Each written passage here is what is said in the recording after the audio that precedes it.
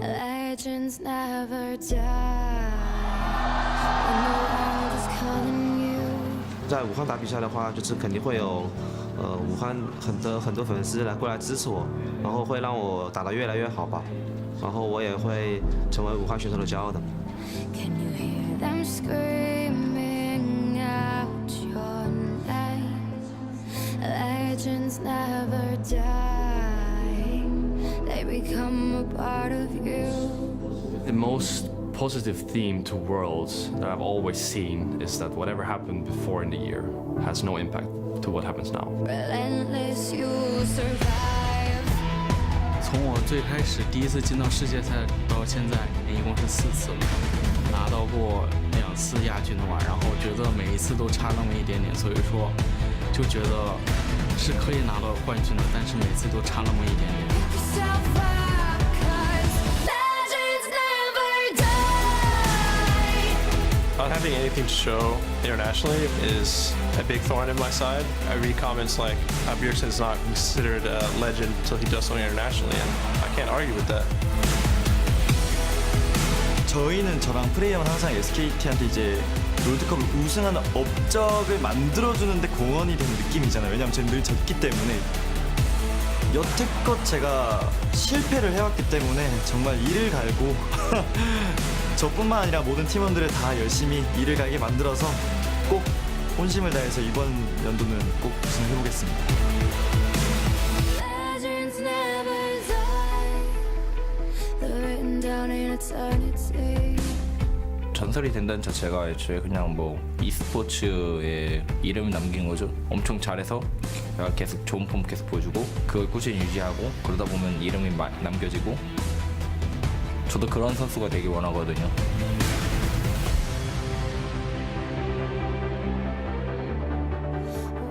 사람들은 저를 이기면 전설이 된다 이렇게 말씀을 하시는데 저는 그건 아니라고 생각하거든요.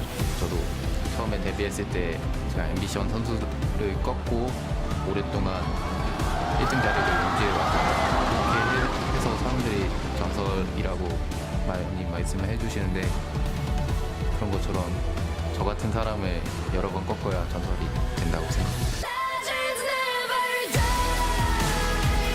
When the world is calling you. 在全球总决赛，我对传奇的定义就是一个人完成了一些别人不可能完成的成就，我觉得这个就是传奇。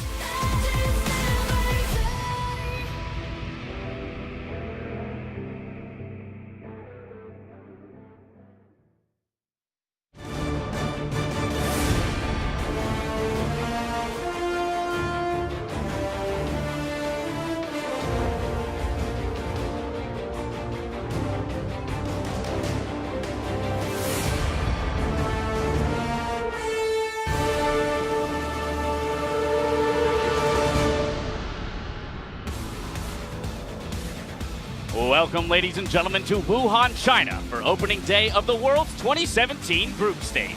Over the next 5 weeks, 16 teams from regions all across the globe will fight for the Summoners Cup as the players get ready to step on stage in front of an electric crowd here in Wuhan Sports Center Gymnasium.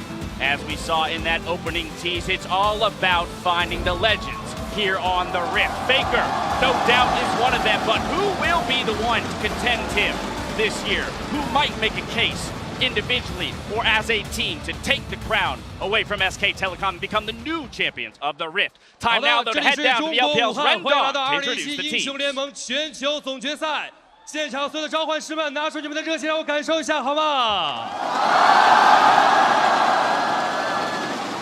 大家好，我是任栋。那经过了一个赛季的征战，16支来自世界各大赛区的顶尖豪门将会在这里向冠军再次发起冲击。现在所有的战队都已经准备就绪了，让我们欢迎战队登场。首先有请 A 组战队。我们恭喜EDG，居然在 LPL 的决赛上面完成了让2追3。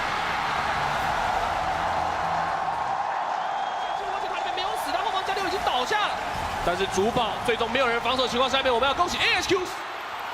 Cloud9 will find their 3-0 victory and punch their ticket to the main group event at Worlds 2017.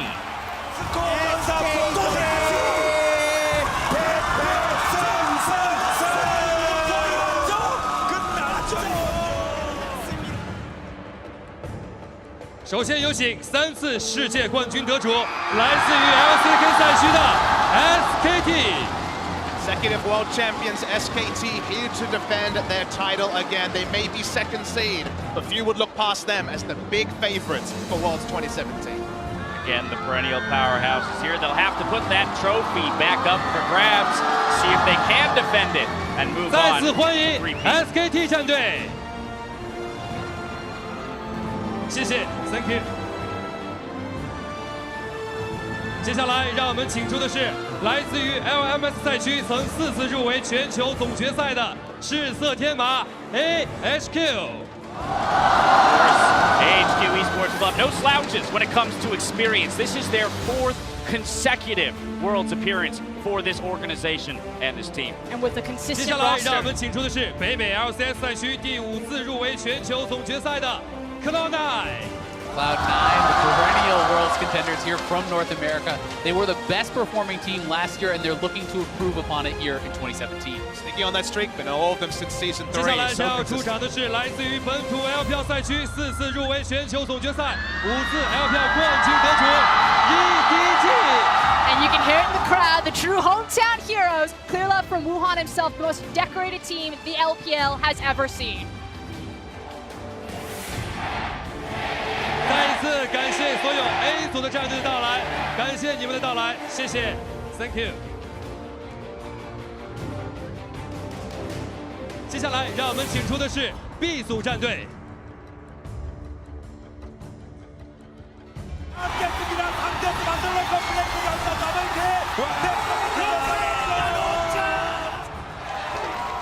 Coming into the 2017 Summer Split, Immortal singing a different song.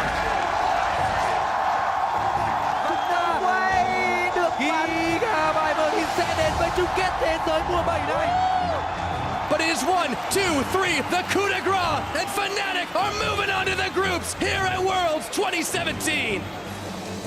首先有请的是来自于欧洲 LCS 赛区6次入围全球总决赛，并曾斩获首届全球总决赛冠军头衔的 Fnatic。 Former kings of Europe, Fnatic have made their way through plans to make a crash landing here at Worlds. Reckless knows to hold up the loves, the heart sign as well. He knows how to make the crowd 接着 happy. 让我们欢迎来自于 G 票赛区2次 G 票冠军得主 GEM。 Now, they may not be the favorites of the group, but without a doubt, the Gigabyte Marines, they captured the hearts of fans across the world for their performance at MSI, earning the 1st seed for Southeast Asia in the GPL. 紧接着，让我们请出的是代表 LCS 北美赛区首次入围全球总决赛的 Immortals。 Immortals rebuilding from spring, massive improvement with the addition of Smithy in summer. This team has come so far and are looking for world success. Breaking out the yellow jerseys, too. I like it. Classy.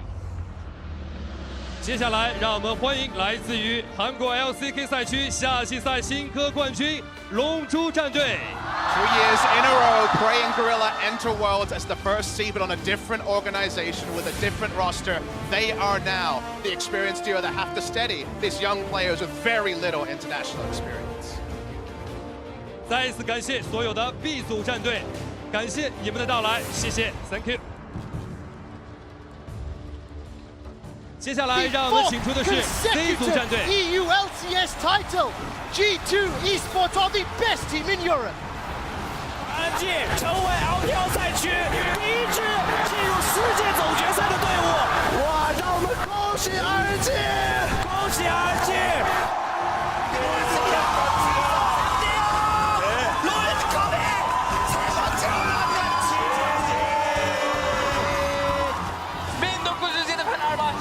Dünyanın en iyi takımlarından biri. 1907 Fenerbahçe dünyanın en iyi 16 takımı arasında.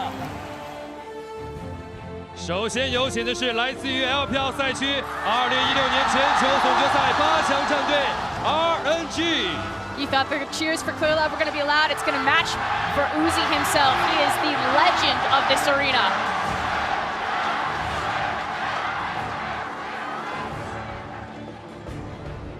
接着，让我们欢迎连续夺得最近4届 LCS 欧洲联赛冠军的 G2 战队。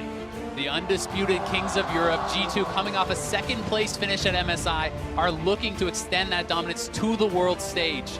and see if they can make something happen.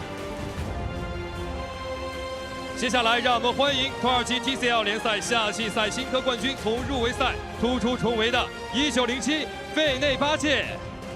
The Turkish representative also making their way through plans, a surprise upset, but led by Frozen. They are an explosive team and fun to watch. 接下来，我们将要请出的是2016年全球总决赛亚军，来自于 LCK 的三星战队。 Samsung Galaxy once again crushing the dreams of KT Rolster. No super team from them at Worlds this year, and they were runners-up last year. They only have to go one better to finish their mission. 再次感谢所有 C 组战队的到来，谢谢 ，Thank you。紧接着，让我们欢迎 D 组战队出场。我们也要恭喜2017年夏季总 LMS 的总冠军闪电狼 Flash Wolf。 TSM cement themselves as the greatest team North America has ever seen, and they are once again your North American champions! The damage is real, and that is going to be the Misfits. And for this team, things are looking oh so good. 所以这时候就是让我们恭喜 WE 可以拿下了这把6-5以3比0。 首先，让我们欢迎7次全勤入围全球总决赛，来自于北美 LCS 的 TSM。 The undisputed greatest North American team of all time, looking for that world success to cement themselves as 紧接着， legends. 让我们有请4次制霸 LMS 赛区，曾在2015年入围全球总决赛8强的闪电狼战队。 Consistent greatness for TSM, consistent greatness for Flash Wolves. 4 LMS split wins in a row. They're back again, and they're looking to improve on last year's. 接着，让我们欢迎来自欧洲 LCS 赛区首次来到全球总决赛舞台的 Misfits。 Now this is the surprise team out of the European region, from challenger to the 2nd seed at Worlds in just 1 year. 紧接着，让我们请出的是来自于本土 LPL 赛区的传统豪门，欢迎 TWE。 It's been 5 years since the prodigal sons of China have disappeared from the world spotlight, but they finally returned, and the crowd welcomes them.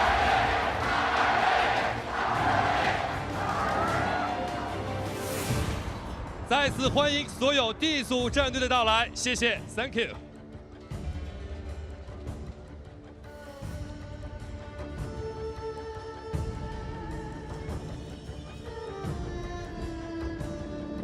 英雄志逐传奇，2017英雄联盟全球总决赛现在开始。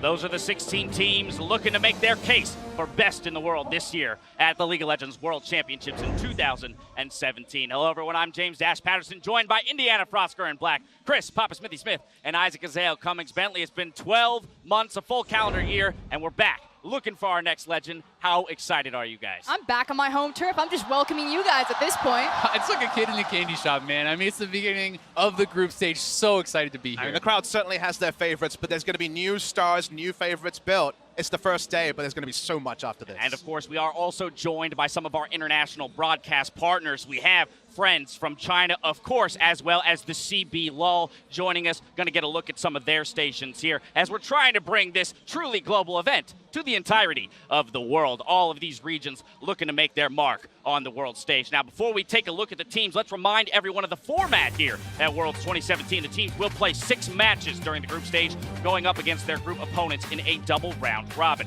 From there, the top 2 teams from each group will advance to the knockout stage, where a win in a best-of-5 series qualifies you for the next round. And we're already in the thick of it. We've been 2 weeks into the play-in stage. We've got 4 teams that advanced to the group stage, so we went from top 24 to top 16. There you have it, top 16. Let's break down the strength of our competitors, starting with Group A, which features 4 teams with a long history in this tournament specifically. And that's the crazy thing. You can see it on the screen. We're talking 3 minimum appearances for each of these teams. They often fit in each other's groups very often. We've seen these matchups before, but now we get to see it with a whole new meta and a whole new crowd. And anytime you're talking about a group with the 3-time world champions, you have to talk about SKT. This team is unrivaled in League of Legends history, and I think it's going to be a race for second place behind them. I mean, that said, I do want to give SKT a lot of their credit, but they didn't come out of champions as the #1 seed. There are some cracks in the armor right there, and maybe this group can start to pave away a blueprint to how that can be exploited in the future. Of course, we take a look at Group B. There's a lot of exciting matchups to look forward to, specifically in the top lane. Of course, eyes go straight to Longzhu's Khan in the top lane. I mean, you have to, right? That's the big story this year has been, specifically summer season, because remember, it wasn't even the entire year. Khan has come on super strong, taken on all comers. Korea has famously been known for their top lane strength since the days of Mark Noon and Impact many years ago. And now here in Korea, we have Khan, who has been dominant. You can see his stats on the screen. But to me, the big thing about Khan is he started the split well, but so many younger players or so many newer players to the LCK stage have made a good debut. But I think, like everyone, you're like, okay, when are the wheels going to fall off? He's facing Smeb now. He's facing Cuvée now. When is he still going to come back to earth? It never happened. Khan only got stronger. And I think the most amazing part about it is he's doing it making his own meta. He's playing carry tops in a world where almost everyone is on tanks, and he's kind of enforcing his will on his opponents. I mean, we're effectively watching the rise or the possible ascension of another superstar. You know, he took down Faker once. Can he do it again? But there's no slouch in other competition. He's going to have to face across from Flame and Soaz in this group. Now, of course, being the #1 seed from Korea, a lot of people will look at them to top the group. And so looking at the other 3 teams as they fill out, we of course got Immortals from the North American LCS and Fnatic, a very experienced team when it comes to the world stage. And then the surprise in Gigabyte Marines from MSI. I mean, these guys came in and excited everyone with their style and their vigor. I talk a lot to the Gigabyte Marines coach. My favorite quote from him is, you don't need knowledge if you have imagination. So if that sets you up to any type of table that the Gigabyte Marines are going to turn over, like, prepare yourselves. And if Longzhu has a key player in Khan, you have to look at the Gigabyte Marines and talk about Levi. This guy has similar stats to Khan in his role being a standout. And one team we've got builds around their top laner. It's insane in this meta to build around your jungler as well, and yet Gigabyte Marines have made it work.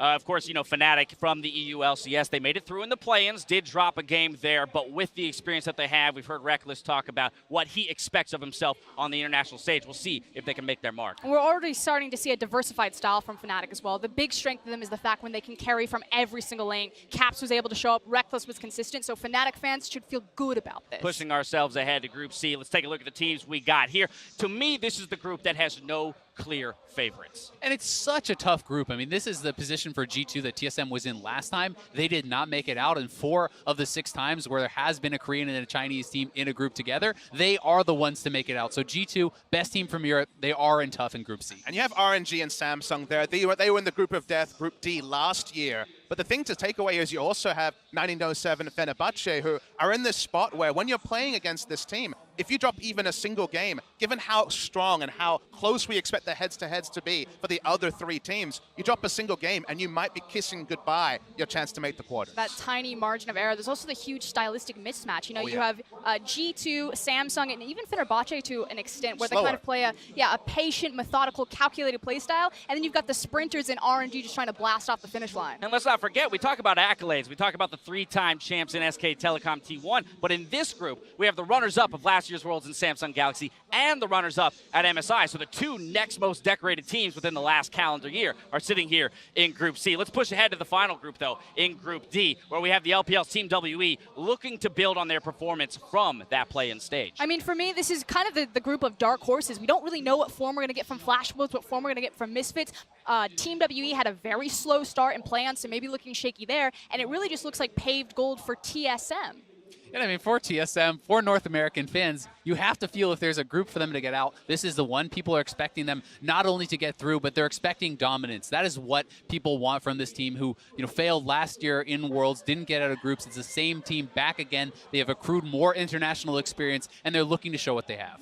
Yeah, my heart dropped for a moment there when you said paved gold. As the NA fans, I'm like, don't jinx us right now. Papa Smithy, though, what's your low take expectations here on Group D? Exactly, low expectations. I mean, I was there at the group draw show, and this was very instantly talked about as the group of life. But as I've had time to ruminate and hear about what's happening and look at where the meta is going, I'm not convinced that, say, Flash Wolves, for example, won't pose a pretty significant threat in this group. I think Misfits also could take games, so I think the guaranteed win for TSM that people thought was their initial gut reaction might change. Again, you talked about Immortals, right? The rebuilding of the roster from spring to summer and qualifying for Worlds Misfits. The EU organization that's done a similar thing from Challenger to Worlds in just a year or so. This is the team that, you know, for me, I'm wondering what their inexperience, rather, on the world stage will amount to, and can they overcome some of those obstacles that a newer team might run into here on the international stage? They've been learning incredibly fast. We'll see if they can take that to the world stage and really develop. All right, well, as we round out the groups discussion, let's check out some players that we expect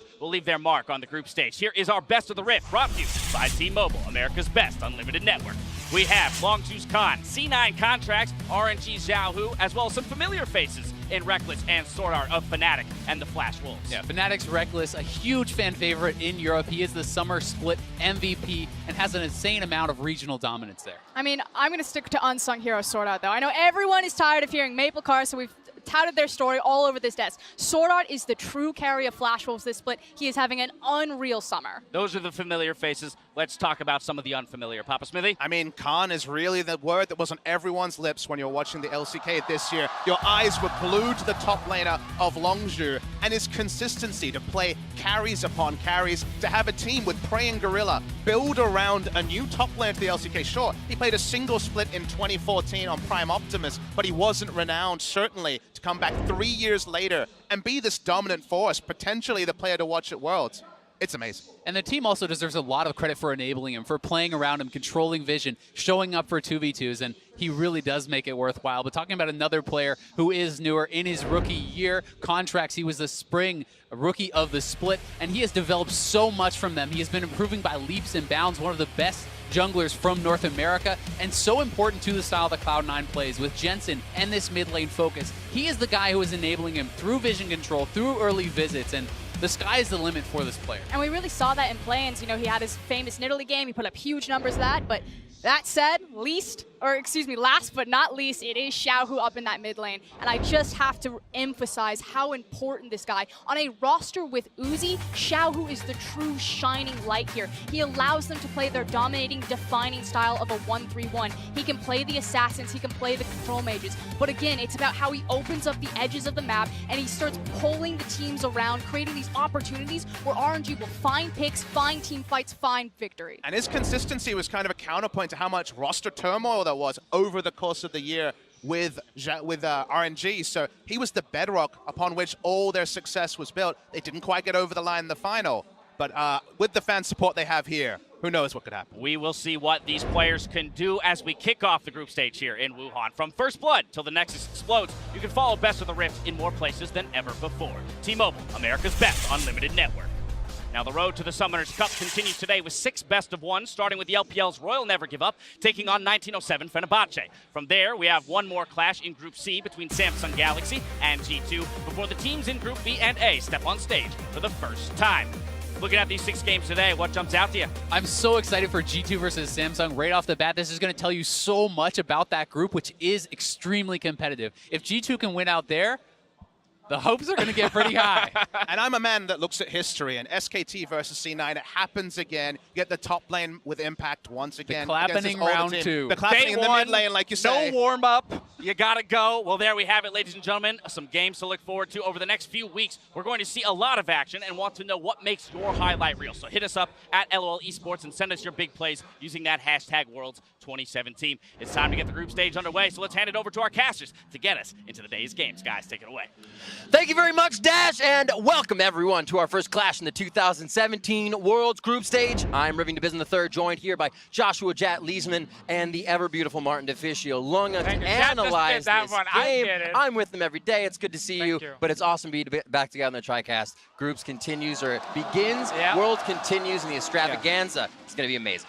Yeah, I think I speak for all of us when I say it's Worlds, and it brings a certain level of hype to it when you finally get to see the group stage get underway, right? We've seen 12 of these teams who weren't in the play-in stage. The best of the best from all the regions are going to 12 of the teams are playing today. And we've been sitting here for the last few weeks after the group draw, just thinking about every single group, what outcome, who's going to beat who, which region is overhyped, which region do not talk enough about. Finally, we get the games on the way, and we can actually see how the teams are performing. And as you know, the wait is almost over. as we are moments away from the first game between Royal Never Give Up and 1907 Fenerbahce. Let's take a look at the starting lineups with RNG. Royal Never Give Up on the blue side. That top lane is going to be Let Me.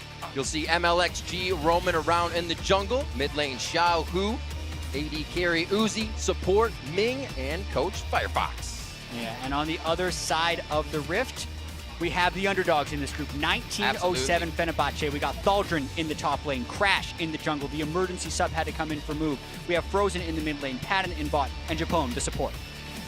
We'll see what these guys have coming in. They've shown through play-ins. It's going to be tough. 1907 Fenerbahce put on a solid performance in that play-in stage, but they do face some tough opponents, as we see now coming into the next 2 weeks, starting with the second seed from the LPL. It's going to be a good one. It will be a good one, and I actually think this is a fine start for Fenerbahce because, as you know, the only team who wasn't from one of the big major regions who made it through, they showed like really good individual moments where Patton could shine in late game team fights, Frozen could get ahead in the early game.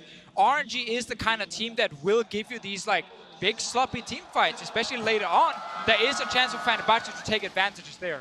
Exactly, and they've already gone through a lot to get here, but that's not to say they aren't huge underdogs in this group. They definitely are. So they got a lot of Baron steals coming through. They need to be able to get to the late game team fights with a close gold lead, and at that point, anything can happen because they have very good players on that team. And while we talk about 1907 Fenerbahce kind of being newcomers to this world stage, you can't forget that RNG have so much experience in their lineup, and they are however, some of the new faces on the team that made it to the quarterfinals last year. Obviously, a year ago, we had people like Mata on this lineup. We had Looper as well. They are gone. They have not been with RNG for a full year. They're obviously playing in LCK on KT side for Mata. And Looper is over in North America with you guys. But on this team instead now, you have Ming and Let Me. Ming down in the support role is one of my favorite players to watch in the LPL right now. He's still such a young player, but he's aggressive in his playstyle with Uzi. He's fantastic in team fights on these different tanks he can play. And I really want to see him and Uzi on this big stage here because we know Uzi will show up. Ming needs to follow him and make sure they can win that 2v2 bot lane. Yeah, and it's so interesting as well. I want to emphasize that this is an all-Chinese roster here for RNG because after almost every LPL team took on Korean imports several years ago, they have decided against it for the communication and the team play. And now we also have this RNG lineup where we will talk a lot about Uzi. We just talked about Ming, but absolutely, we need to talk about Xiao Hu in the mid lane. Like, he was the highest rated Chinese player on our top 20 list coming into this tournament here. He's become a superstar for RNG. Yeah, as an individual contributor, he was the MVP of the LPL. So this guy has been performing on such a high level. Uzi is the star. He's the fan favorite. He's the one everyone looks to, but it's very much a two-carry game. And they have two of the best carries, which is part of why they are so successful. I think what it comes to my mind is the way Deft and Pawn used to work. One would be heavy in the early game, the other would fly under the radar, and then you kind of come into late game. It's kind of what Uzi can do on late game AD carry scaling, and Xiao Hu can do pretty much throughout the game is what he's shown this season. And when you have two like superstar carries, you obviously need a lot of players around them to help these carries. You can't just have 5 players who all want to win the game on their own. So when you have Ming, you have Let Me, like their job together with MLXG, the jungler, is to get Uzi and Xiao Hu ahead. MLXG is the kind of jungler who will sacrifice himself, skip jungle camps to just play super aggressive in the early game. Gank, gank, gank. Level 2, he's in the mid lane. Level 3, he's in the bot lane. Level 4, he's back in the mid lane.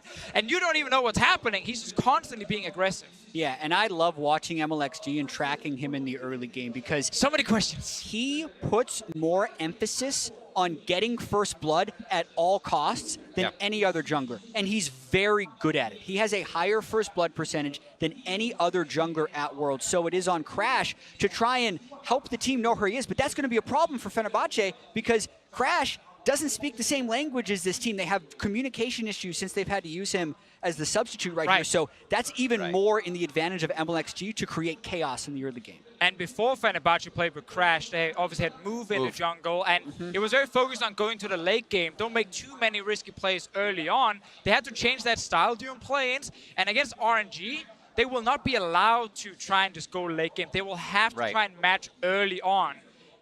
That's a big concern as well. Patton in the laning phase is not the strongest. Good late game team fights, we got to give him that credit.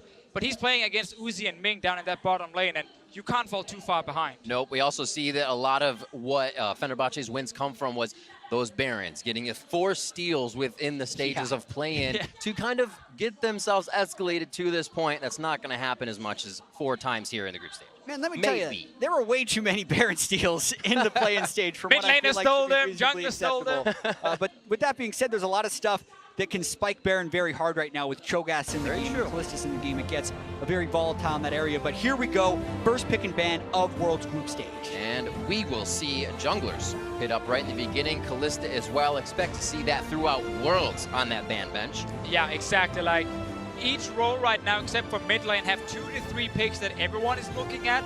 Mid lane is very open. There's a lot of different things you can play, but in the jungle, you look at Gragas, Sejuani, Jarvan in almost every single game. And AD carry, Callista has to be banned. And the added element in this matchup as well is that Fenerbahce has already played a bunch of games in play-in, so Royal Never Give Up has seen exactly what their preferences are on this patch. The most apparent preference was Crash on Gragas. Sejuani has been mostly permabanned.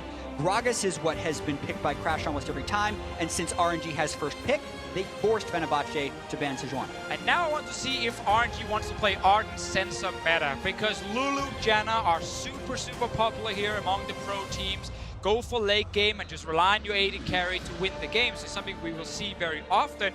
Both Lulu, Janna are available in this draft, but RNG are going with the Rek'Sai first pick.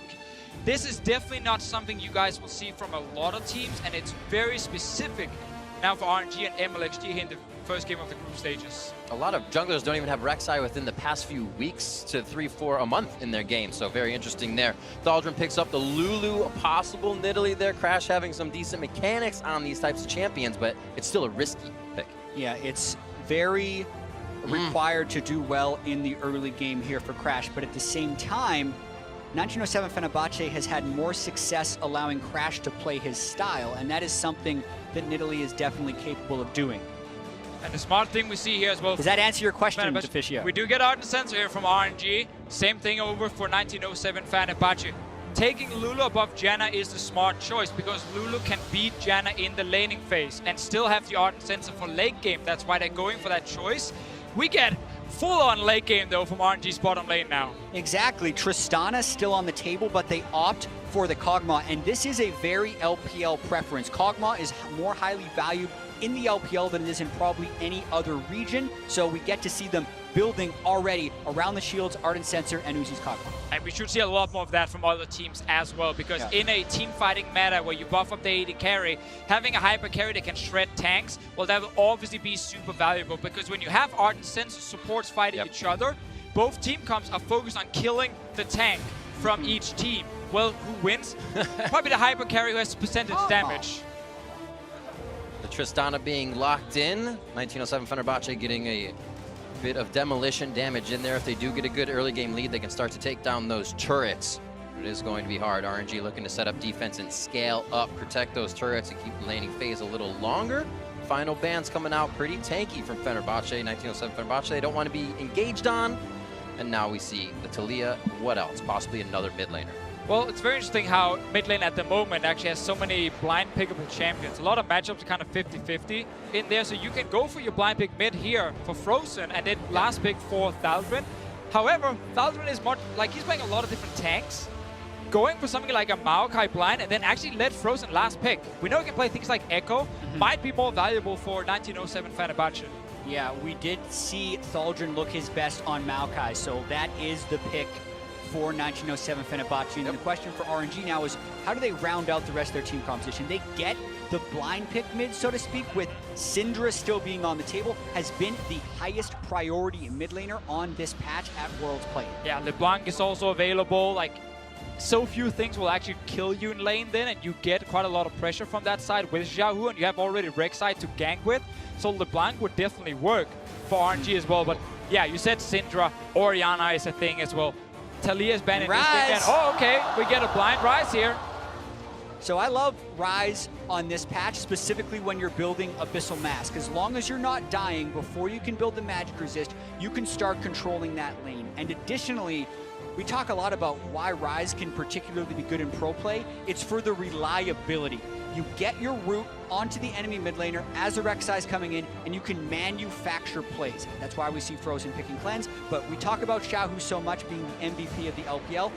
And RNG has built a composition around their strengths. Uzi on the Kog'Maw with a bunch of protection, and also Rek'Sai to help camp mid lane for Rise. Yeah, 1907 near Fenerbahce, they have to win the bottom lane. Lulu Tristana is a very good early lane. They need to pressure the Janna and then have Crash play around that lane with the Nidalee. See if they can snowball against Uzi and Ming. Winning mid lane will be difficult. Winning top lane with the Maokai is not really going to happen. It's on Patton down in that bottom lane with Tristana to do well early on. Interestingly enough, Ming bringing in his first competitive play, Janna. I know through the summer, I believe through the spring as well, since it wasn't even really seen there. So obviously playing it, but bringing it out on the table for the first time with Uzi here in the group stage. Going to be very interesting how they go lane to lane with Patton and Japone. Heading into the game, hashtag RNG win, hashtag FB win for 1907 Fenerbahce. And we're about to see how the team, screaming through play-ins, is going to be able to do on the big international stage. Yeah, it's just about to take off, and I can't wait to see a couple of things here in the early game, specifically how the bottom lane will do, Uzi versus Patton with the giant CS discrepancies, but also, will MLXG manufacture First Blood once again? RNG gets it in 70% of their games. Additionally, with the Rek'Sai, it is very good at the early game. Yes, this is exactly why a team like RNG can first pick that Rek'Sai, because it gives early pressure. Late game is not great from a Rek'Sai, you just a meat shield, but early on, good clear into very good early ganks. Yeah, another thing to point out about the draft phase as we get in. For 1907 Fenerbahce, everyone except Crash actually has their most played champion from Worlds playing. So as much as RNG gets to scout them, they did scout them, say we've seen the best you've got, and they don't care if they give it to them because RNG thinks they can beat them. Another thing also to highlight with the level 1 items is Relic Shield on Patton. Now we have seen this, in the last few months from different AD carries. Often when I see Ardent Sensor supports versus each other, both AD carries actually go for Relic Shield because you do not want to fall behind in the race for completing Ardent Sensor. This one will go in favor of Fenerbahce with that Relic Shield. It's an arms race of who can get there, specifically when the bottom lanes are going barrier heal. And I really want to see how Uzi plays in this metagame because he's a guy who will push you into the turret and threaten kills so often, but they haven't taken a bottom lane that can do that, and then they haven't built the items to reach that arms race. So they're, in a sense, going to have to use that health advantage from the Dorn Shield to try and get that going. But Fenerbahce going for an invade, trying to shake things up. They feel they need to make something happen early if they can get the upper hand here. Glitter lands through the entire team. MLXG flashing forward. Already took damage from before. One more shot. First Blood gonna come in. It goes to Crash on his jungle Nidalee. What a smart invade here. No vision from RNG being placed, and they get surprised by how many members show up. Jamula gotta be careful. Gotta be careful. This extends into the laning phase. They may not be able to purchase here, but let's see how they started off. Well, we had the First Blood question. That's been answered, and it did not go to RNG. Crash getting that first kill on Nidalee could have some huge implications coming through in this game. He doesn't have the large experience advantage because they didn't actually steal the buff, but they did get that First Blood goal, which would impact him on his first recall. Exactly. It's about the goal for him because MLXG will make it back here. We see the blue buff being killed by Crash in just a few seconds, but he's not too far ahead in terms of the clear speed at the moment. Yeah, I think he'll get there, though. We know Nidalee clears faster than the Rek'Sai. But to talk about that First Blood play one more time, you have to call out RNG a little bit for either not having the right forward wards or not having the proper scouting because they got over-invaded there 3 versus 4. There's also a move I was wondering if it mattered. When MLXG took that hit, Xiaohu routed up to stand where MLXG was, meaning Rise was farther away from that red engage, and it could have had a different positioning if MLXG hadn't taken that early Nidalee damage. Good start here for 1907 Fenerbahce. This game, though, when RNG is drafted, the Cho'Gath top lane, top lane, we know they're looking to go late game. They have the Hyper Carrier and Uzi. Like, this RNG team, funny enough, in this game, do not need to snowball early on, despite that being one of their main strengths. And that was one thing that we actually saw from a different LPL team in the play-in, Team W, picking very late-game compositions against a lot of the emerging region teams. And although it was very shaky in some games, they did win every single one. Look at this one. Sees Crash is very low, no flashes up on either side. Very close. MLXG knowing with the lane push, with Xiaohu coming back, they can get in the face of Crash, and they need to figure out where he is to slow him down, doing just that. And at this point here, Crash is only slightly ahead in experience of MLXG. Might see another fight here on the top side. MLXG undeterred by the first blood because he knows Crash hasn't shot yet, so it actually doesn't matter as far as this movement goes, and he has the health advantage. Friendly farming. Yeah, some friendly farming as Thaldrin is in lane with full health, so can't get too crazy if you're MLXG. Can easily tunnel away, that's why there's no real aggression towards him. Let me with a good push on his. And they may be able to dip into the jungle here if he finds Crash once more. MLXG is just being a nuisance so well right now to Crash's jungle. We have to remember there are still camps for MLXG to kill on his side. Yeah. Blue buff is there, Grump is there, the Croc's down in the bottom. Nothing on top side, so Crash needs to go back to base. MLXG can go back to farming. He's gonna be happy enough. Yeah, you can see RNG trying to get control back into this game where they're massive favorites by getting those deep wards, but they didn't manufacture any plays, and those deep wards have already expired. So really, it's just more good news for the early game of 1907 Fenerbahce. Aggression from Uzi. Seems like they wanted to get some damage on. They definitely have the health advantage. They could go for a head-to-head a little bit. Crash is heading down towards the bot side to finally uneven the CS in this lane. We'll see if he can do it. This is a really smart gank by Crash. One hit, dodges the spear. Nice job by Uzi. Steady mind as he goes into this fight. Knows Ming's there to help him. Low on mana, but they're still going to go for the fight as they see Fenerbahce lower. Yeah, it was a really smart gank by Crash because the probability of a counter gank was extremely low, knowing how long MLXG had spent in the top side jungle and would probably go back to clear his blue side. However, the execution is what faltered. They didn't have any polymorph or pre-CC to help the spear land. The spear also missed, and they actually ended up losing that actual health trade in 2v3. Luckily for Crash, he was just also kind of waiting for his camps to respawn. He was like, I have nothing to do on the map. I guess I'm just ganking something, hoping he could force a summoner, but he's back now. He's once again clearing everything. MLXG not been able to find any early ganks. As we said, before the game started, this is the kind of jungler who can go for level 2 ganks, then level 3, then level 4, skip camps to just get his lanes ahead. In this game here, because they have so much scaling on their side, he does not feel forced to do it, and he's actually just right now playing a very standard jungle game and not looking to be over-aggressive. Nice denial there to Xiaohu. His ward goes to waste for the moment, but it could be coming right back at Crash as they have seen he's placed one there and is on the bottom side of the map. MLXG hunting down the bottom side of his Raptors before he heads back towards that top. We still haven't seen Thaldrin and Let Me in really any action, as that's probably what's going to happen for a while. These guys just farming it out until we get the teleports in. Yeah, that's the classic let me game. Is I'm setting top lane and farming, and you guys are playing on the other side. Farm. Yeah, just let me farm. MLXG is around mid. There's cleanse for Frozen, and he's very close to his tower, but obviously just getting a summon spell is a small win that could later on give a big advantage. Yeah, all RNG need to do actually is get the summoner spell out if they then want to go for kill, but he's got to be a little careful. Doesn't have magic resist yet. Oh, he actually gets pulled into the fight. Flashes on both sides to get himself the safety. Sorry, just the heal from Xiaohu. Yeah, and no cleanse out of Frozen, so he still has that as the next level of gank avoidance. Also have to note with Let Me trying to play this farm to 6 game, Mercury Treads makes it harder to combo a Nidalee gank with the Maokai. So still looking to play that lane very conservatively and discredit the gank a little bit. Simply because if Maokai obviously snares the Cho'Gath and you fire a long-range spear, well then Tenacity will kick in, you get out of it fast, and you can dodge the spear. And it's a fairly classic combo from the last time we saw Nidalee far in meta, is the Maokai and Nidalee would be a carry lane, so to speak, for the Nidalee. The Maokai literally just set up the Nid to get a whole bunch of kills, and I think that's what Fenerbahce would like to do, but the Mercury Treads make that much more difficult. Down here in the bottom lane, we mentioned how this Lulu Tristana lane could be very, very strong for Fenerbahce, but we also got to factor in the individual skill. And obviously, Uzi Ming will be a stronger 2v2 lane just based on of the players, and they are able to go completely even in farm here. Uzi's not getting shut down at all. Right. Yeah. Have to note that at the level 1 engagement, Ming did burn heals, so it did have RNG play a little bit more defensive. But as far as expectations, pre-game to what's happening now, this bottom lane is performing way above the expectations. Looking at the CSDs in the group stage as they go for another game.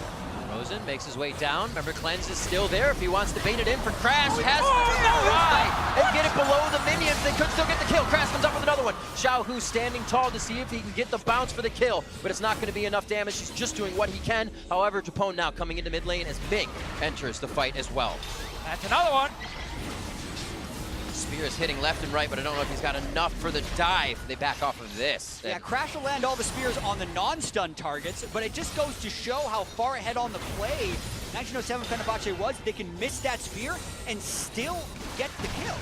We have to remember as well, MLXG did trade his flash before, even actually after. Oh, sorry, Frozen flashed earlier, then MLXG follow flashed and did not manage to get a knock-up and ends up re-ganking the lane anyway, and suddenly counter-gank happens. Fenerbahce, great reaction. Support is there, jungler is there. This is the play we've seen before, a good dodge from Frozen, and already now, MLXG, he's in a bad spot. I mean, he unburrowed early without getting the knockup. That was mistake one, and then the flash forward to try and execute does get that knockup after the spear misses, but the damage had already been done. This was a lost 2v2 from the get-go when the counter-gank arrived after the knockup didn't land from MLXG. It's also what we mentioned with RNG, sometimes having these fairly sloppy games where it is a lot of action and mistakes will happen. It is something Fenerbahce are taking advantage of. Yeah, and we heard Reckless say it in the piece right before the show that Worlds isn't about what your regular season was. It's about how you perform at Worlds, and that's a mantra that Fenerbahce has and needs to have here, because yes, we can look at this group and say it's a race between Samsung, RNG, and G2, but if you come to play, it can be a group about you as well. So Fenerbahce have started with a great early, a long ways to go, but this is how they want to start. Very nice always to go back and get a BF sword on your first back as Tristana. With your ulti as well, you actually have quite a lot of burst. Sadly, he's against a shield and a barrier and a heal, so he probably should not get a kill in this bottom lane, but it's good for some trades. Look as well what MLXG is doing here. Skirmishers on this Rek'Sai, and he's going for Warrior Enchant. So because there's so much AP damage on RNG, he's trying to be the AD threat. But it means he's not going to have a lot of wards because he's not going for Tracker's Knife, and this will hurt RNG's vision. I mean, you can see it already at the mini-map with how many wards are littered in the river for Fenerbahce up on the top side. They have control of that, and we were talking about that bottom lane before, how Patton would be expected to get blasted in this lane by Uzi, but it's the defensive line on both sides. It's not really what you would expect as Uzi's wheelhouse, and lo and behold, Patton actually had a CS advantage at 10 here against Uzi, who's potentially one of the best laners the world has ever seen. Fenerbahce used the matchup to their favor here, but when you're also playing Ardent Sensor supports, remember everyone, you do not go Sidestone early.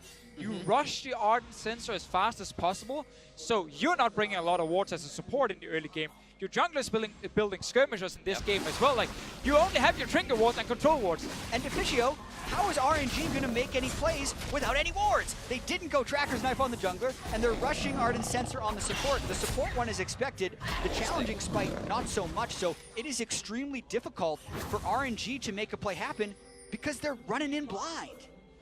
Also, I always like to take a look at what item of the Ardent Sensor comes first. Actually, focused quite quickly after for Ming was that idol, but he did get the Aether Wisp first. A little bit of movement speed, but he gets that shield power back in. Ming coming through. Remember, there's a flash and the cleanse now for Frozen, but he is going down fast. They finally answer back in the mid lane. MLXG and Xiaohu come up. I mean, there's some serious damage from MLXG now on this Rek'Sai. We are still early on in the game. People will not have armor just yet to defend against him. So he finally gets that kill in the mid lane against Frozen. Third time he tried. Yeah, from the looks of it, RNG really want to get Xiaohu going, and now that they have Cleanse down, they're going to continue to try and play through this mid lane. Crash trying to defend the turret. There's the flash. A little too close for comfort. MLXG over the wall, and it's Xiaohu going to be storm surging through with the damage. A kill onto Crash. He has 2 kills, but now goes down. Fight onto Uzi. Beautiful shield and heal from Ming. And MLXG's on the way to the bottom lane. He can tunnel over the wall here. He's going to have a long way to fight, though. All summoners up. Just saying hello. Man, could not follow through on that one, but Uzi very healthy after all of that fighting has occurred because the ultimate from Ming healed them up high. This mid lane, though, Fenerbahce is trying to regain control. Oh, Unleash, not enough power. Can he get forward? He cannot. Xiaohu makes that alive and knows that ult is now down in the mid lane for a summonerless Frozen and Syndra. Flash. Yes. Yeah, that's the key thing now. No flash from Frozen against MLXG's Rek'Sai. We already saw what happened before here when he went for this gank and Frozen actually had flash available. That wasn't enough because there's so much damage he couldn't even get to use it. Yeah, see the mid lane? Still no flash on Crash, so Xiaohu with the flash lockdown on the Rune Prison. That's the reliability of Rise that Fenerbahce need to find a way to defend against, and they have been doing such a good job of it for the first 11.5 minutes before that happened, but they have to hope that it isn't rolling now for RNG. And we've just seen a clear game plan from MLXG side, like farm early on and then look towards mid lane where you have a Rise with his instant CC against the Syndra. That's the lane you're camping. Don't go down to Uzi just yet. Let him just farm. Same for Cho'Gath in top lane. Play around Xiaohu in that mid lane. It's been working now after a shaky start, but he's now been getting some kills. Start to focus. You know, as we said, that ultimate down for Frozen with his summoners. It's a little bit easier for Rise to stay in a fight as such. Take that damage, a little bit healthier for the worse for the wear. Crash just behind Frozen in his back pocket, and it looks like MLXG is going to be coming out of base for now. So Xiaohu stands slow in mid, not going to be doing too much aggression. All the CS on the map is very even. It's been these little hits by MLXG and Crash that are turning the tides of the fight, and it's really going to be up to them to keep doing more. And you see down here in the bottom lane how Patton is able to outtrade Uzi. 1907 Fenerbahce needs to play around this lane here now. They have Ardent Sensor, they have a BF Sword on the Tristana. They need to kill this bot lane tower to start really snowballing the game. And they barely touched it. And we have talked about how Patton was above expectations for the CS beforehand. They're trying to break it right now. They're sending Cinder down. He's going before Rise. They're going to try and go for it right now. MLXG is here, though. We see a third. Opening up the map could be the best for them.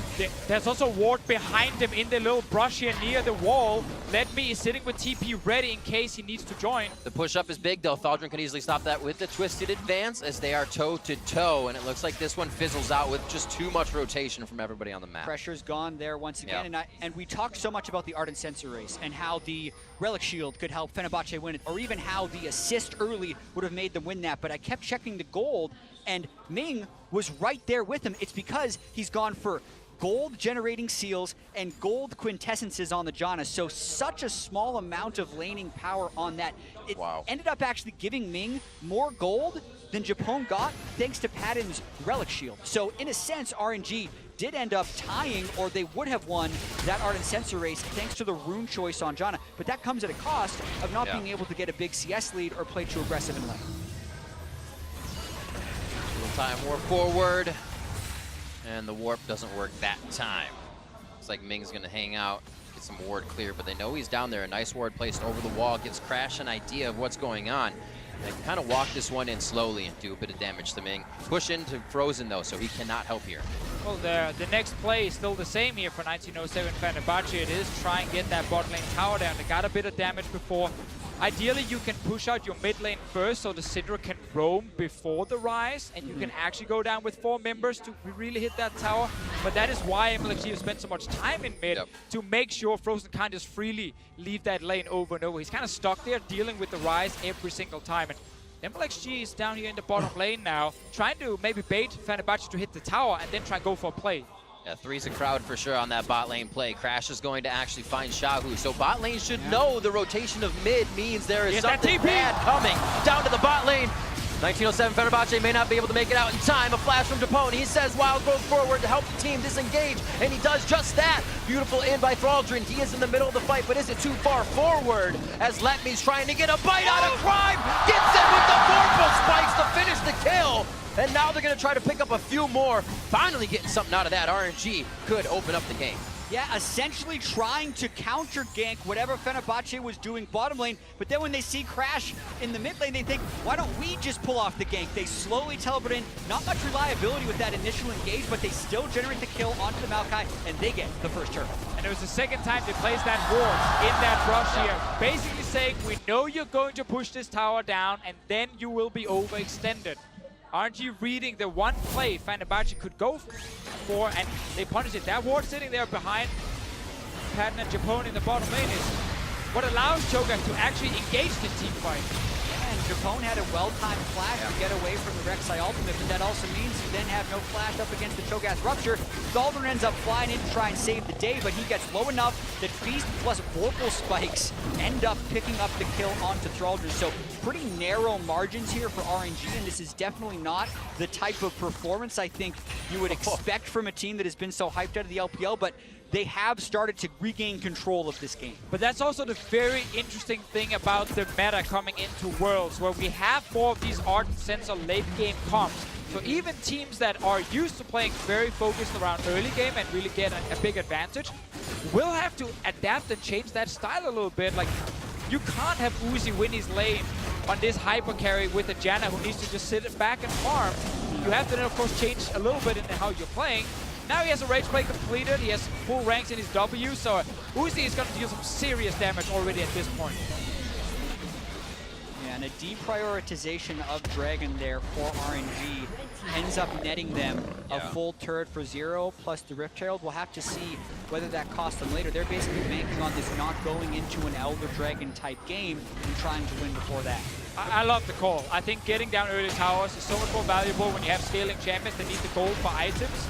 It's a Cloud Drake as well you're giving away, won't affect the scaling on Fenerbahce's side, so this was definitely a win for RNG. They just need to get down this mid lane tower now, so Frozen on this Syndra never feels safe in lane because MLXG can always gank him. Yeah, and that kind of going in blind early game that RNG suffered through with the challenging Smite and the Ardent Sensor Rush is over now. Look at the number of control wards they're purchasing, 3 in the inventory of Xiaohu, as well as a completely upgraded Ancient Coin so Ming can carry 4 wards. They're starting to get some of that vision back, plus they now have the gold lead and a tower advantage. It warms my cold heart to see RNG invest in control wards, because when you're VOD reviewing RNG, there's quite some games where the Doran's Blade and the Cole and, you know, these kind of items are sitting above the control wards in priority. As a play-by-play, sometimes you sigh because it means less fighting. They know where the team is, but for RNG, maybe more. Exactly.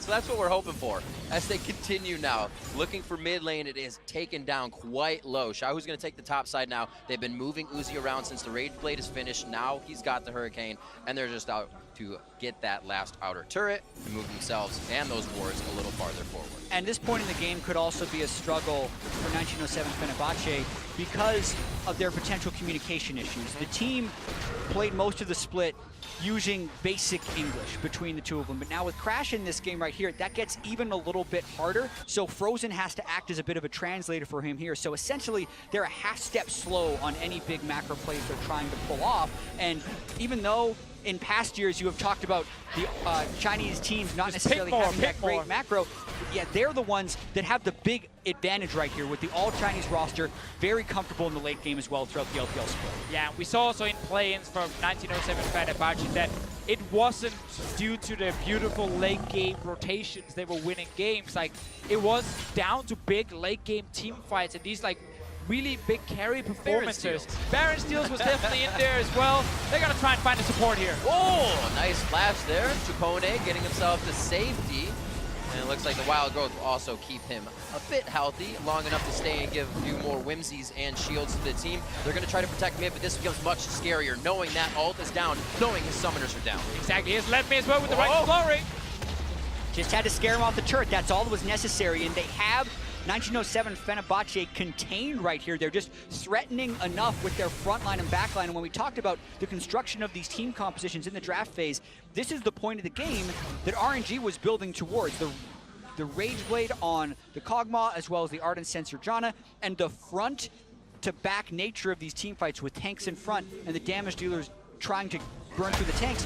RNG's team composition does that better, which is why 1907 Fenerbahce is ceding so much ground. Exactly, like, we do not have really tanky junglers in this game like we normally would see with these kind of drafts, because there's an Italy on one side and then this full 80 Rex on the other one. But the Cho'Gath versus the Maokai, they're both very tanky here, but the extra % damage for Uzi, the Rage Blade is going to stack up so quickly with the Hurricane and everything, and their shield is getting the Ardent Sensor. Like, it just makes him such a massive carry.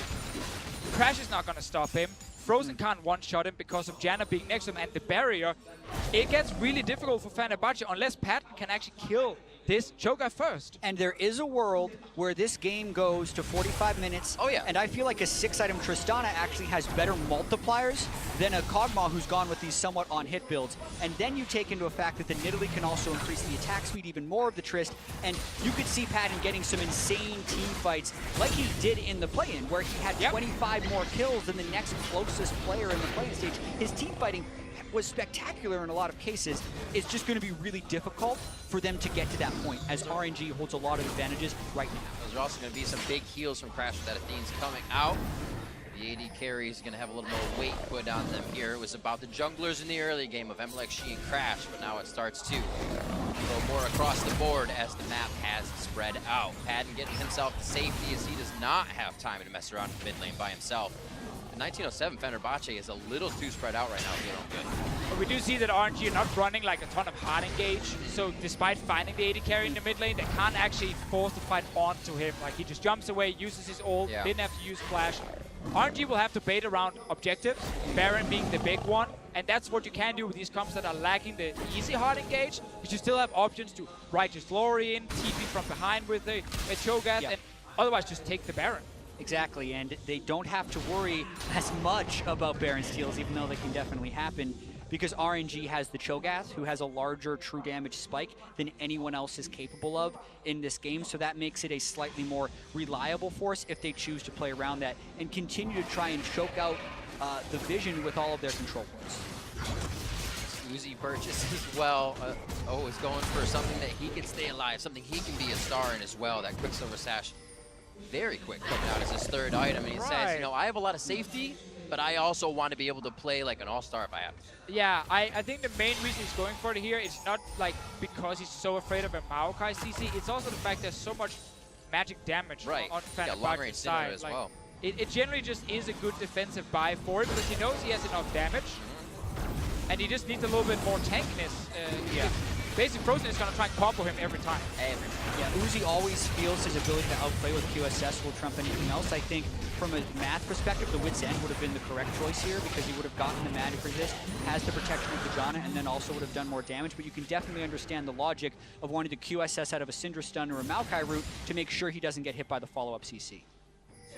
Double bonus. Let me getting bigger and bigger here. We saw that RNG's longest average game time here out of groups being around 37 minutes. That's great for a Cho'Gath. I mean, we said the Tristana will get big, but he is going to get big up to that point where she can shred him down, and Let Me can start chewing down on Thaldrin. There's not much health in the rest of the members of 1907 Fenerbahce to be in that fight. I really want to see MLXD get some tanky items now, though. Like, he's so squishy in the front, and none of these team fights are about bursting someone super quickly. Like, you won't get to these carries easily, so fights will be a little bit longer. And based on AD carries getting a lot of auto attacks off, this Rek'Sai will only add value when he jumps in first, does a bit of burst damage, and then he's going to die pretty quickly. Do you consider Guardian Angel a defensive item? I do, yeah. That's what's next. BF Sword first. I've seen this build a few times. Contracts ended up doing it in the regional qualifier final. And I imagine with the increased priority on Rek'Sai in the draft phase being about the 5th priority jungler, that's common. And there you go, BF Sword first. First he got the last whisper, was like, no, wait, Jet is calling for the GA. I will sell this, and he's going for the must get it quote-unquote tankiness, which of course it does offer some with the armor and the fact BF Sword's a tank item if you believe in it. Funny Crash now. It looks like he's going to be building up even more damage. A little penetration is going to be the next item. Void Staff if he decides to finish that up. And Uzi would not last long at this point. Wow. With that amount of damage coming in. All right, Uzi's going but they got to get to him. That's the whole story of this. That backline, the front line has to get to the backline. It's very hard on both teams with Capone on Lulu, Ming on the Janna. And those guys haven't even really been bringing out the saves just yet. We haven't seen the big fights happen. I mean, obviously with Uzi now going for Hex Drinker, again, it's the same thing. He's looking at, you know, Maokai damage, Nidalee damage, there's Syndra damage, like so much magic coming in. And those are the guys hitting him. But it's also because no one is building like Locket for him for extra shielding just yet, at least. And he probably feels like, again, he has enough damage, but it does still give Pat more of a chance to become a big hero in the late game, that he will soon have 3 items. And with all these defensive choices, Uzi's damage is not as high as it could be. Exactly. He's trying to prevent the instance where Frozen stacks up a bunch of Dark Spheres, flashes, presses R on him, and then his barrier isn't enough to keep him alive. Like, that's what he's fearful of. But in going so defensive, I think you actually incur an even larger risk of not being able to kill the front line and getting out carried. Got to see how this plays out, or if RNG can get a pick. It's the same deal again here where RNG are not running hard engage. So they need to force Fenerbahce to move into this river here and contest the Baron if they want to take a fight. And then MLXG can tunnel over the wall. Letme can right explore in from the side and they can actually start the fight. But right now they're not actually starting the Baron. Exactly, and it's because they haven't taken deep enough control of the jungle of 1907 Fenerbahce. The control ward that Fenerbahce has at their red buff has been there for the past 5 minutes. And as long as they can walk freely through that brush, they can get wards into the Baron pit and safely check it. And that's the cycle that they have consistently been running for 3 minutes as this game feels very stalled out. I think at this point you go for the side lanes, you play ring around the Rise, you get them pushed up to at least a second tier, and you realm back to the Baron. Yeah, and that's a great point, Riv, how they have the Realm Warp that has not been utilized, and you can pull off a bunch of stuff, moving from top turret to Baron to really change the state of the game. They're going to use it to try and kill Frozen. Flash and flash, there is the Realm Warp, they use it. Frozen goes down, and Uzi gets on the board with a kill. Oh, Chapone. Gonna get chomped down here. Wild Growth is there. Pretty low. Use it to stuff himself up. Oh, the shot coming in. Uzi's gonna get himself another one very fast, and this is that second tier. Yeah. They need to start pushing. And Patton has opted to try and race mid lane. He might be able to trade a turret, but losing control of this side of the map endangers Baron even more because this is exactly the range. From about where Xiaohu is now to Baron pit is the max Realm Warp range, so they have so much more ground to play with when they try and force Baron. But this trade actually isn't ending. They're gonna lose the inhibitor. Yeah, because Patton is still pushing right now. They know exactly where they're going for more. If they can take out Thaldrin, this is going to be very bad. The tankiest one in the team is actually going down very fast. As RNG are putting some finishing touches on the top side inhibitor. Looks like they'll exit apps with this as no other lanes are pushed. But what a play. 1907 Fenerbahce actually had very good defensive vision, but if you guys look at the minimap, you will notice that just at the top of where the Janna is now, that's the only place Fenerbahce did not have any wards. That was the one entrance RNG found to surprise Frozen in that top lane and kill him early on.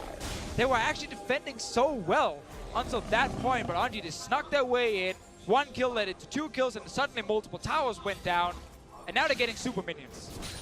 Yeah, the mid lane priority will be a little bit more difficult for RNG to get because they lost the turrets there, but I think they're very happy about that trade, and they've hit a lot of item power spikes here that'll make them more comfortable in going for this. You can see MLXG going Frozen, very offensive build. Frozen tries to trade back, but they easily just finish him off. And then, since they'd already lost Syndra, 1907 Fenerbahce decides not to defend their inhibitor, but instead trade the turrets, because I think there's a world in which they defend 4 versus 5. They didn't want to take that. They instead decided to go for the turret.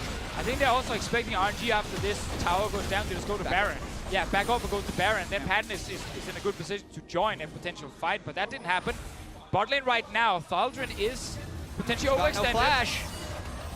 Just gotta get the knockout. This is the Bramble Smash on Letme, which means he's silenced. He's knocked up from the Rupture. He tries to keep him in range long enough, but Letme is basically healing under the damage of 1907 Fenerbahce. Twice now where RNG, instead of playing around the Baron itself, are finding 2 members in the side lanes, trying to push out the lanes. Yep. It's almost a fake out where 1907 Bache is saying we have to get the lanes pushing so they can't go to the objectives, but when RNG could just take the objectives, they're going for the kills instead and going for turrets. And you call for those Rise ultis. We just saw 2 of them, 1 top lane, now 1 bot lane, bring in more members. They're getting more! That's big. Letme just tanking Crash Low. Wild Growth is on. That means Patton doesn't have the save, but he's still trying to step forward. Always seeing Patton trying to make the move, but they may be too far behind now. The second tier going down, finds himself back to the back line, but still, they can't find the damage necessary to slow down RNG. Yeah, clutch rocket jump there by Patton to time it with the knockup of Rek'Sai and not have that turn into a disaster with 2 lost inhibitors, but they still lost Crash, they've lost the turret, and now RNG, knowing the enemy jungler is down and their Cho'Gath's Feast is up, are going straight for Baron. Frozen is alive. He's done this before. The Syndra combo will deal more damage than a Smite. But as you said, Jet, not more than Feast and Smite combined. There it is. Wow, that went down very fast. A very quick back from the Baron empowered RNG. it looks like they'll be back to play very fast. A mid lane and bot lane turret now with objective-free map. Means they can go wherever they want. Yeah, just giving over the Drakes entirely. They do not care about the Cloud Drake since they are catching people with Realm Warp anyway. And with Void Staff being completed by Xiaohu, I think the game does take another turn. They can kill Thaldrun so fast. Look at how, I mean, he doesn't actually go down that quickly here between the Kog'Maw and the Rise damage, but they still burst him fairly quickly. With the Void Staff, the Rise will be able to shred through him much more easily. Doesn't end there. You see 1907 Fenerbahce almost kind of pulled into that false sense of security as the minion wave takes a little too long, and then they find their fight. Yeah, generally not a good call to try and defend that outer turret 4 versus 5 this late into the game, and they get punished for it. Very quickly though, this game just like suddenly went heavily in favor of RNG. It was actually stalling out, and there were chances Fenerbahce was getting back in the game, but after the kill in top and then now the kill in the bot lane, it feels like RNG have just taken full control over everything, and they will push already for this bot lane tower. Inib top is still dead. Kind of looked at what 1907 Fenerbahce would have problems with, and it was that snap judgment macro. As soon as it happened, if things weren't going even throughout the game, if they weren't the one to be on the top side of that judgment, that snap judgment, then they would fall behind and have trouble coming back the escape. Beautifully done by Xiaohu. Throwing the okie doke over to 1907 Fenerbahce, gets himself out, and they're going to head down, up towards the mid lane rather. 35 minutes coming up on the clock, very close to that average time here for Royal Never Give Up as they try to put the damage down onto Thaldrun, but he is just healing back and forth as well from Crash to get those heals in, but it looks like they will stay for the inhibitor. And right back to full HP with the redemption coming in. They will take this one down as well. RNG are looking very strong at the moment. Uzi is so strong here in the late game, and same for Xiaohu, honestly, so both carries able to win teamfights for their team. Yeah, knowing the exact inhib timing as well, RNG move over there to pick it up. 2 inhibs cycled, can still go for the third because they have plenty of Baron left, about a minute of it. So as you said, Deficio just completely taking this game for themselves in the last 8 minutes or so after what was a very slow start. Inhibitors falling slowly, but I don't know if Frozen's going to try to get in. He went very low there. A rupture into Uzi damage would mean Frozen's out of the fight immediately. And it looks like they have to back off and get the heal in for Frozen before that minion wave gets there. And we just saw Pat get a few hits on Let Me right there. It barely did anything to the Cho'Gath, and this is the kind of problem for Fenerbahce. They got to kill Let Me fast so they can actually get further on and get to the back line of RNG, but this Cho'Gath will just not die. Thaldrun will, he's way ahead of the team. Oh, they're on Uzi! They're on Uzi. Uzi gets that cleanse. That's the unleashed power. He stays alive. The shields come through. Gotta heal. Stays alive from the bomb as well. RNG, however, have to pull back. Padden has the damage. Padden could have a Whimsy to speed up. He's only got Let Me to hit, though. MLXG could be able to stop them and use that Guardian Angel, but it is getting touch and go. Classic Uzi. Sometimes he needs to be a little bit overconfident in what he's doing. Mercurial Scimitar, Hex Drinker, Yaram's Fist, all of those things kept him alive when he was way up there. Barrier, heal. They used 2 heals on him during that fight, but he's alive. It was fine. That means his build alive. Yeah, hey. I've heard that before. You got the inhib, so I guess job's done. 3 inhibs. No flash of barrier though. If there is a new fight for 1907 Fenerbahce, like they need to go for it now. Basically, there are ways to actually try and kill Uzi. Look at him, how far forward he's taking to kill that inhib. Everyone else is leaving. One of the inhibitor. They're like, give it an inhib, maybe kill the Nidalee, and that actually opens up for Patton. He has to deal some serious damage to it, but last heal coming in from Xiaohu. You can see they were kind of considering it. He's like, no, heal me. Do it. That bomb's going off. And they are on the same page all across the board right now. Terrifying to see that come through. Crash could be the first one going down here, as that is what RNG is doing right into the front side of the base for 1907 Fenerbahce. 8-2 here, 37.5 minutes in with a 10,000 gold lead. It's just 5 members of 1907 Fenerbahce that stand between RNG and the Nexus now. Mortal Reminder is now ready for Patton here. He will get the heal from Crash as well to further buff his attack speed. There will be the Lulu Arc sensor, but he needs to have time to actually hit someone. RNG more than happy just dancing in and out of these Waiting team for the fights. minions. Yeah, with 3 inhibitors down, it's double super minions in every single wave, so they can most likely push through this even without the Baron. They're just going to hit the turrets and force 1907 Bachi to fight him. And if they don't fight him, the Nexus is going to die. Let me tanking, but not for long. The turrets fall even faster. Crash goes down. A few shots from Uzi. Uzi staying alive. Scat of the week goes down right at the end by Frozen. They may have to back up. Nature's grabs come through. A few hugs here for RNG, and they should be able to drop Let Me. He may even say, I'm going down for the team. But wait, they stay. MLXG on the side. Xiao Hu on the right, trying to spit in the damage from the machine gun mage, and they are able to tear down 1907 Fenerbahce, where they stand in their base. A 13-3 scoreline, and the Nexus for RNG as they start off their 2017 Worlds run with a victory. 38 minutes, 42 seconds. You may say it took them too long, but that's very close to their average game time throughout the LPL team. This team took gold runes on the Janna. They played for late.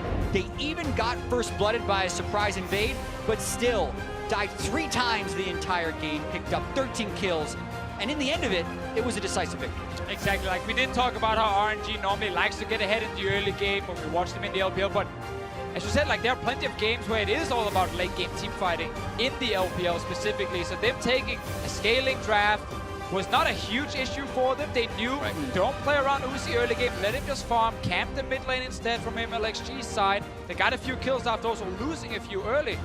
And then we had the big stall moment around the Baron area until we started seeing them go for side lanes with Ryze and with the Rek'Sai. Yeah, they had control of that area around 23 minutes. So that's often too early for many teams to go to Baron as well. And it's almost like as soon as we started thinking about Realm Warp, they started thinking about Realm Warp, because those Realm Warps set up all of the critical picks that gave them the objectives and the largest advantages of the game. Nicely done all around the map as well. From 1907 Fenerbahce's side, we did not expect the bot lane to go as even as it did throughout the game. We expected at least to be a deficit for Padden and Japone to show weakness in that lane, and I think they showed way better than expected, and it could make an impact on the group. We said if anybody drops a game to these guys, it's very interesting. I mean, that's why I like the decision in the draft from 1907 Fenerbahce to go for a very strong 2v2 lane to try and make sure they don't just get completely destroyed by Uzi. And it's those kind of decisions we should see more from Fenerbahce during this group stage here, because they're not going to play other teams that will, you know, also have very strong bot lanes. Like there's Sven and Mithi in this group, Ruler, Core, JJ as well. Like none of these 2v2 lanes are going to be easy for Padden. Yeah. And he needs to make sure he at least stays even. And I also think it's a very interesting meta for bottom lane, especially when we're trying to evaluate it with CSDs at 10, when you have people taking culls and relic shields and gold runes to try and hit these mid-game power spikes. We should really be judging it of how effectively they get to that point, rather than necessarily exactly what their CS differential is going to be. But I definitely agree, Padden had a good game based on what we expected him to do against Uzi. It just wasn't enough. So looking at what other games, we have G2, SSG next as we wait for this interview. I mean, I'm ready to keep on moving. This is amazing. Are you nervous? Why are you nervous? You're always nervous about this game. Yeah, I mean, we just saw RNG. It's the same group, exactly. Yeah. We mentioned that Group it's a 3-horse race in this group for the most part, until Fenerbahce starts pulling upsets and makes us think otherwise. It's going to be all about G2, Samsung, and RNG. So many people see Samsung as the favorite, and when RNG was in Samsung's group last year, they never took a game off them. They got 0-2. So far, we've had pretty much exactly what we expected in game 1. Yeah, exactly. Like I'm actually slightly surprised that 1907 Fenerbahce had such a good early game against RNG. People look at the scoreboard and say 13-3, it was a stomp, but actually the game was very even until like that 30-minute mark. At the end. Yeah, towards the end was where we started getting the huge advantage for RNG. Up until that point, it felt like it was basically an even game between the teams, and that is a little bit surprising to me, because I thought RNG would actually really take down Fenerbahce quickly, but obviously they had a scaling comp, so they were waiting for the right moment. Well, let's see what they had to say. For more on how RNG secured that first win, let's head over to Shocks for a word with their mid laner. Thank you very much, guys. Indeed joined here by Xiaohu after a fantastic win by RNG in the first game. So first off, I want to ask you, Xiaohu, this is always a very stressful game, as it is the first one of the tournament, and the early gaming was quite rough. So what was the key to taking down Fenerbahce? 今天的话，你们是第一场以开场嘛，然后呢，在前期的时候呢，稍微是有一些小困难来着。你们是怎么最后取得这场胜利的呢？前面有些困难，可能是因为对面准备的比较好吧，但是这些都是一些小的问题吧。只要后边我们沟通，还有那个，反正就是这类的东西全部做好的话，是完全可以赢的。So early stages, we did have a little bit difficulties. I think they were really prepared coming into the match. And with us, we actually had better communication later on. And if we did everything properly and right, which is what we did, we won the game like that. And you guys did it. It's a very tough group you guys are in, but you are personally coming off a fantastic split in the LPL. How do you think you're going to match up versus the other mid laners you haven't played yet, Perks and Crown, in this group? 说这个赛季 LPL 这个赛季的话，对你来讲哈，也是一个打得不错的一个赛季嘛。然后你刚刚打得也非常的出色。然后想问说，你接下来的话跟Perks 以及跟 Crown 的对战的话，你有多大信心？现在从对线来讲的话，我觉得对线不管打谁都是没问题的，可能更主要的还是要从综合方面来看吧。He thinks that if it's just laning phase, he won't lose against them too, and he thinks that everyone's like pretty similar. But so it's more of a the entire team and how it works. All right, well, those matches will be coming up later, but finally I want to ask you, in the opening ceremony, everyone was cheering RNG. There is so much crowd support for you guys. How much does that motivate you to do well this year and possibly make it all the way? 他刚刚你们在打的时候呢，这毕竟是我们的主场，然后玩家一直在给RNG 鼓气打气，所以想说，这对于你们来讲有多大鼓励，能够激励你们走到这次全球总决赛走多远呢？说实话，在本土作战有很多粉丝给我们加油，对我们的士气提升是很大的。因为每次听到他们因为平时我赛前都会有一些紧张嘛，但是听到粉丝们的呼声的话，就会基本上放松下来。但是今天的话，第一把可能我们都还是有点没有打得特别好吧，后边我觉得会打得更好的。So with the crowd cheering, I think it's very nice to have the crowd cheering, because every time when I come onto the stage, I'm a little bit nervous, and hearing the fans cheering for us actually calms me down a little bit. I think it is the first game, so we were still a little bit nervous. We didn't play to our best that we can, but we will play better. All right, well, thank you very much. Congratulations. The first win on the board for RNG. Back over to you guys. Thank you very much, Sharks. Game 1 is in the book here for group stages at Worlds 2017, and the win goes to RNG, the hometown favorites here in Game 1. But it didn't come as easily as I think most would have expected the victory to come. I mean, that said, I think Deficio really nailed it on the tack end of that cast right there. He said it was a late-game scaling composition. You don't expect RNG to blast out of the gates right there and start smashing kids in 13 minutes. Yes, there were some unforced errors, particularly from MLXG, a couple of iffy mid-lane ganks, but otherwise it was just business as usual for RNG. But I do wonder, is this going to be the tone of the group stage? Is it going to be barrier heal on both sides, relic shield on half the AD carries, methodical games? We said, okay, G2, Samsung, RNG are going to be the sword. They're going to be the aggressive team. And yet, what did we get? We got methodical. We got slow early games. And this may actually be the trend going forward. And it's really interesting because that could actually hurt a team whose strength is supposed to be that early game. Yeah, well, we talk about team compositions. We talk about the bot lane meta and how that develops. We'll need some more information and some more games to really see what these teams are landing on. But I want to turn to you, Frost, because when the Rise pick came through, you slapped the desk and exclaimed, yes! So what's that about? This is a signature pick for Xiaohu. As I said, Xiaohu is so good at playing the edges of a map. He needs high mobility champions. Talia, Rise comes to mind. And you saw exactly that. When it was these big key pickoffs in the late game, it was the Rise ultimate coming through, finding those guys. And that's exactly what makes Xiaohu so important to RNG. No surprise then that MLXG put all of his focus into the mid lane on that Rek'Sai, even after getting set behind due to that early level 1 invade, putting all of his attention towards that mid lane. Frozen playing it about as well as he could have to avoid some of the ganks, but you know, at the end of the day, a couple kills go over to that Rise and the game opens up. At the end of the day, when you see a comp like this, when it is the Rise and the Rek'Sai, it's going to be mid lane priority. It's the instant snare into the knockup, the flash available most of the time. It's a very reliable play, and when everyone's running heal barrier, Janna, disengage bot lane, this is the lane you go to. And some of this was able to be set up by the fact that he was so aggressive in the jungle of Fenerbahce. He's able to get in there. He's taking away camps from Crash. You know, after dying at level 1, he's the one bullying him out of his own jungle, really allowing them to kind of get that mid priority. And this is classic MLXG. And when you look back at the compositions, like you said, it makes sense. It's going to be the Rise, the Rek'Sai. The only option that they have is to camp mid. But if you look at Fenerbahce's composition, they had so many other options. They could have gone the Nidalee Syndra, the Nidalee Maokai, even taking advantage of the Tristana power spike bottom. So actually, actually liked 1907 Fenerbahce's composition more for the amount of options that they had. They just couldn't execute on them. And as it was said, they played the majority of that game very close to RNG, even through kind of that stalled out portion of the game. Deficio mentioned, hey, the vision here out of 1907 Fenerbahce is stellar in terms of protecting that Baron, making sure they can defend any attempts to it until we find that one pathway to a gank. And the interesting thing you have to remember is the mixed language roster is actually on the side of Fenerbahce. Now, 1907 Fenerbahce, they're the one that has Crash as the emergency sub. So actually using the Rise Ultimate for rotation and rotational late gameplay is where they're most likely to fall down, because the multiple point plans in the macro is where they're going to have the most translation problem. And it's not even just the Rise Ultimate being used in both of those replays. Check out where the minions were. It was the minion control and the setup for trying to make that Baron play. Yes, they collapsed on the side waves, but RNG still had the right mentality that even if we don't catch someone out here, we will get the Baron.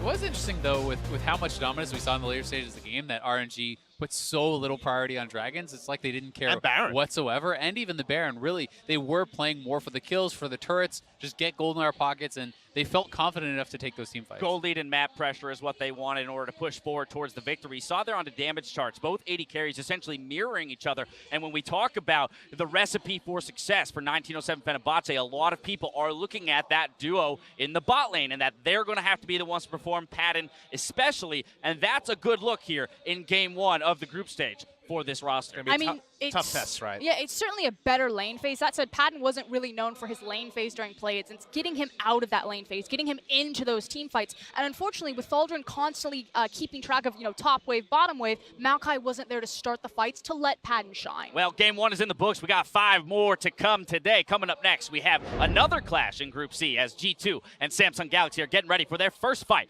on the stage in Wuhan. Before we go, let's get a look at the behind the scenes of the making of Legends Never Die. For the 2017 Worlds this year, we created a song that has the elements that we've had in the past, but try to refine them into a more kind of personal sound to really capture the struggle that the champions have to go through to become legends. I created a couple different demos, instrumental demos of what the sound of the song could be. He sent me a chord progression, just a little bit of piano, and we were kind of surprised how quickly it came together. I wrote him a verse, a few hours later, sent it to him at night. He wrote me back, he said, keep going. When we heard Chrissy's voice, we knew there's something very special right away. Legends never die, they become a part of you. Against the Current, the sound they had, it really embodied the message of it. It has that vulnerability in the beginning and then the power at the end. The first time we met with them, right away, that was a really easy connection between all of us. They're gamers, she plays League and streams. Something that's beyond just, yeah, we need a song, can you sing it? Kill the minions. My main champion is Annie. She was the first champion I truly learned. I think she's feisty. I think she's very complicated. It's not just this little girl. She's also got this fire spirit. So I kind of identify with her too. When recording the song, I was trying to think of an actual physical battle. What is mental, emotional, and physical desperation combined all look like? And what does it feel like to come out of that? The message we were trying to get across from this was what it would be like to be center stage at Worlds with 50,000 people around you, however many millions watching online. What does that feel like, that moment where the world is watching you? What are you gonna do? The song really speaks to the struggle that the teams have to go through. Each player has to go through a lot of work to become champions. It really just talks about pushing through those things to come out on top. Their failures are okay, and instead of being steps back, they're actually steps forward towards, solutions and victories.